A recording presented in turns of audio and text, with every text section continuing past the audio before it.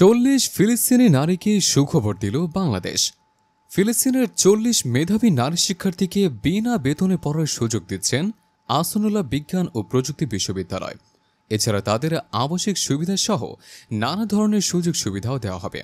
ঢাকায় নিযুক্ত ফিলিস্তিনের রাষ্ট্রদূত ইউসুফ এস ওয়াই রামাদানের অনুরোধের প্রেক্ষিতে বিশ্ববিদ্যালয়ের উপাচার্য অধ্যাপক ড মোহাম্মদ মাহমুদুর রহমান এ ঘোষণা দেন।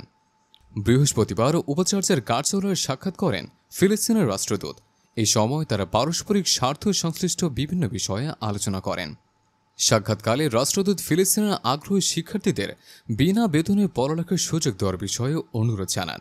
এদিকে গাজার অধিবাসীদের ওপর ইসরায়েলি সেনার বর্বর হামলা, গণহত্যা ও অমানবিক অত্যাচারের তীব্র নিন্দা ও প্রতিবাদ জানিয়েছেন বিশ্ববিদ্যালয়ের উপাচার্য। বাংলাদেশিরা ফিলিস্তিনের জনগণের প্রতি সবসময় সহানুভূতিশীল বলেও উল্লেখ করেন তিনি।